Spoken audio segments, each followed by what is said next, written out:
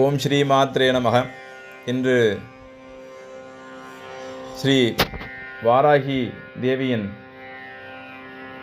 ரூபங்கள், மந்திரங்கள் மற்றும் அன்னையின் பராக்கிரமங்கள் போன்றவற்றை இந்த காணொளியில் நான் பகிர்கின்றேன்.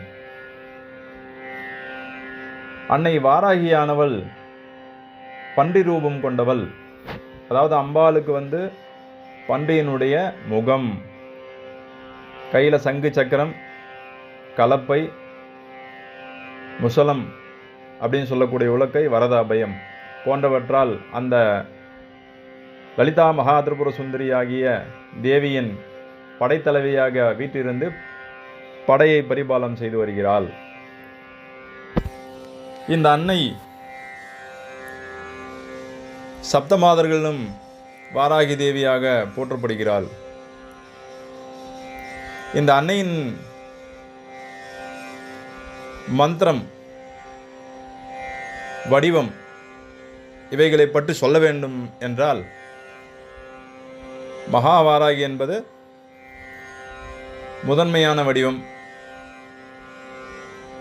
அதிலிருந்து பார்த்தீங்கன்னா லகு வாராகி, சொப்ன வாராகி, திரஸ்கரணி வாராகி, அஸ்வாரூடா வாராகி, மிருத்யுச்சாட்டன வாராகி, இப்படி வாராகியில் பல ரூபங்கள் உண்டு. இந்த அன்னைக்கு என்னென்ன நாமங்கள் அப்படின்னு பார்த்தோன்னா, பிரதானமாக 12 நாமாக்களை லலிதோபாக்கியானத்தில் சொல்லியிருக்கு. பஞ்சமி தண்ட நாதாச்ச சங்கேதா சமயேஸ்வரி ததா சமய சங்கேதா வாராகி போத்ரிணி சிவா வார்த்தாளீச்ச மகாசேனா யாக்ஞா சக்ரேஸ்வரி ததா அரிக்னீச்சேதி சம்பிரோக்தம் நாம துவாதசகம் முனே. பஞ்சமி தண்டநாதா சங்கேதா சமயேஸ்வரி சமயசங்கேதா வாராகி போத்ரிணி சிவா வார்த்தாளி மகாசேனா ஆக்ஞா சக்ரேஸ்வரி அப்படின்னு உண்டு. இந்த நாமாக்களை எவர் ஒருவர் தினமும் பாராயணம் செய்கிறார்களோ அவர்களுக்கு எதிரிகள் தொல்லைகள் இருக்காது, தடைகள் இருக்காது, நோய்கள் இருக்காது. இது நான் சொல்லலை, லலிதோபாக்கியானத்தை சொல்லு. இந்த வாராகியானவள் நமது உடலில் எந்தெந்த அங்கங்களில் ஆட்சி புரிகிறாள் என்றால், சப்த தாதுக்கள், தோல், இரத்தம், மாம்சம், மேதை, மஜ்ஜை, சுக்லம், இப்படிப்பட்ட உடம்பினுடைய தாதுக்களில் வசிக்கிறாள். அந்த தாதுக்கு அம்பாள் அதிபதி. அதனால்தான் பாவனோபனிஷத்தில் வாராகி திருரூபா அப்படின்ற ஒரு வாக்கியம் உண்டு. அப்போ இந்த அன்னையானவள் நமது உடலில் தாதுக்களின் வடிவமாகவும் அந்த திரிபுர சுந்தரியின் படைத்தலைவியாகவும் இருந்து கொண்டு நமக்கு அருள் செய்கிறாள். இந்த அன்னை மகாவாராகி மந்திரங்கள் மூலமாகவும் அல்லது தந்திர சாஸ்திரங்களில் கூறப்பட்ட வழியிலாவது அல்லது வாராகி மாலை, வாராகி கவச்சம் போன்ற ஸ்தோத்திரங்கள் மூலமாவது அன்றாடம் வழிபட்டு வந்தால் அவர்களுக்கு எதிரிகள் தொல்லை இருக்காது, நோய் இருக்காது, தடைகள் இருக்காது. எதிரிகள்னு சொல்லும்போது நோயும் ஒரு எதிரி தான். ஆரோக்கியத்துக்கு எதிரி நோய், அந்த எதிரியும் இருக்காது. எதிரிகளிலே பார்த்தா 2 பேர் இருப்பான். சத்ரு, அனுகூல சத்ருன்னு இருப்பான். என்னன்னா கூட ஒருத்தர் இருப்பான். அது சத்ருன்றது எதிரியை நல்லா தெரியும். அனுகூல சத்ருன்னு கூட இருப்பான். அவன் என்ன பண்ணுறான்னு தெரியாது. அனுகூலமாக இருக்காம இருக்க எல்லா விதமான செயல்களையும் கெடுத்துருவான் கூட இருந்து. அந்த மாதிரியான சத்ருக்களும் சர்வதுஷ்ட பிரதுஷ்டானாம் சர்வேஷாம் அப்படின்ட்டு அந்த மந்திரத்தில் வர்றது. துஷ்டர்களாக இருந்தாலும் நம்மளை எதிர்த்து யாருமே நம்மக்கிட்ட வர முடியாது. அதையும் தாண்டி இந்த காலத்தில் பெரிய பிரச்சனையாக இருக்குது. பில்லி, சூன்யம், ஏவல், இந்த மாதிரி ஆபிசார கர்மாக்களும் நம்மளை ஒன்றும் பண்ணாது. அப்போ இந்த அன்னையை வழிபடும் போது நமது வீட்டில் உள்ள துஷ்ட சக்திகள் எது இருந்தாலும் போயிடும். இதை வழிபடும் போது அகச்சுத்தம், புறச்சுத்தம் 2 இருக்கணும். இந்த அன்னையை வழிபடும் போது அது ஒரு முக்கியமான விஷயம். என்னன்னா, நம்ம உள்ளமும் சுத்தமாக இருக்கும், உடலும் சுத்தமாக இருக்கணும். அப்படி தான் இந்த அன்னையை வழிபடணும். இந்த வழிபாட்டு முறையில் இந்த வாராகி மாலைன்னு ஒன்று இருக்குது, அது நான் நிறைய பாராயணம் பண்ணியிருக்கேன். அதுக்கு சொல்ல முடியாத பலன் உண்டு. அதில் ஒவ்வொரு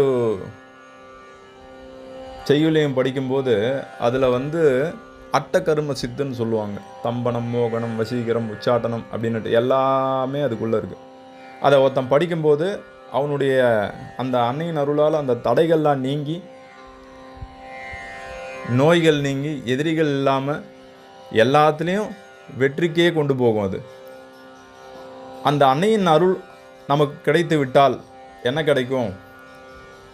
நம்ம வாழ்க்கையில் வெற்றின்ற ஒன்றத்தை நோக்கி மட்டும்தான் போவோம், தோல்வி இருக்காது. ஏன்னா அந்த அம்பாள் படைத்தலைவி, ஜெயிச்சு அந்த அன்னை பண்டாசுர யுத்தத்தில் அந்த படையை வழிநடத்தி சென்று வெற்றி கண்டவள்.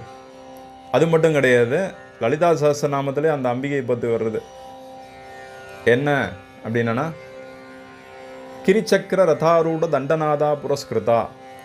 கிரிச்சக்கர ரதம்ன்றது அம்பாளுடைய ரதம், வாராகியுடையது. கிரி அப்படின்னா பண்டிகளால் இழுக்கப்பட்ட அந்த ரதங்கள், அது கிரிச்சக்கர ரதாரூட தண்டநாதா புரஸ்கிருதா அப்படின்னு வர்றது.